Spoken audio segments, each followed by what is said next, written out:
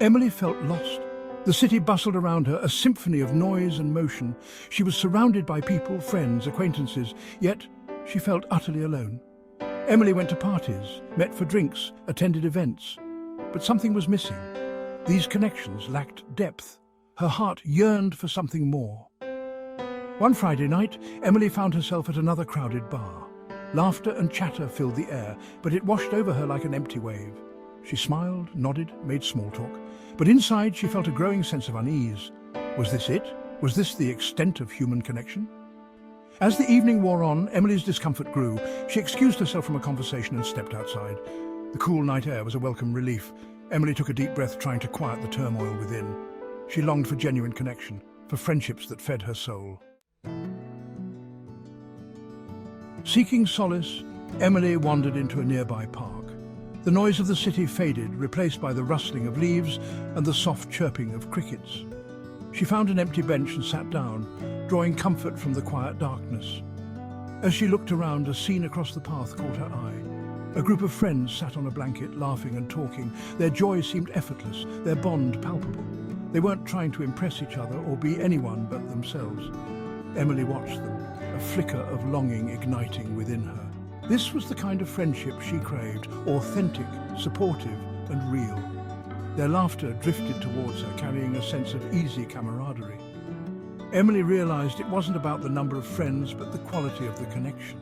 She wanted friendships built on trust, shared values, and mutual respect. Friendships that felt like coming home. Later that week, Emily met up with Jake, a friend known for his thoughtful insights. They sat in a cozy coffee shop, the aroma of roasted beans filling the air. Emily, her heart heavy, confided in Jake about her feelings of disconnect.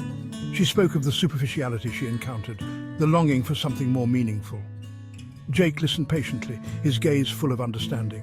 When she finished, he spoke, his voice gentle but firm. "You teach people how to treat you," he said.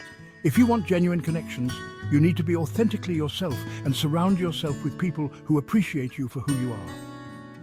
His words struck a chord within Emily. He continued, "Don't be afraid to let go of relationships that drain you or don't align with your values.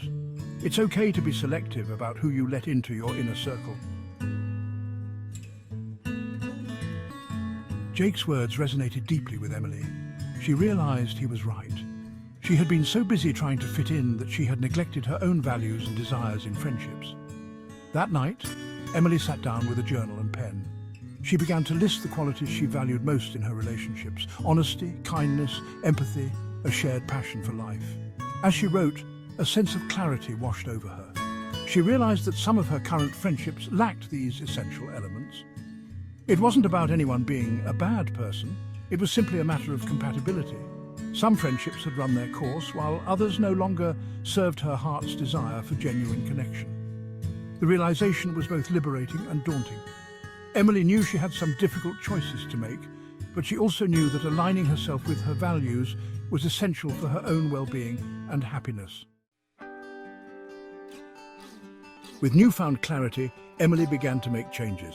She politely declined invitations to events that felt draining or superficial.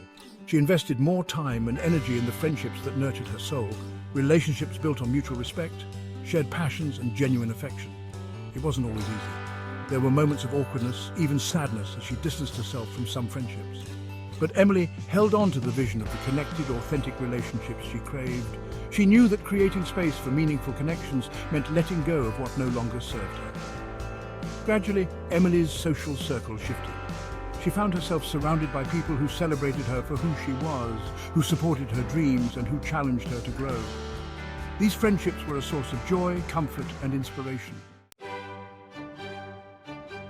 As months turned into years, Emily's life blossomed.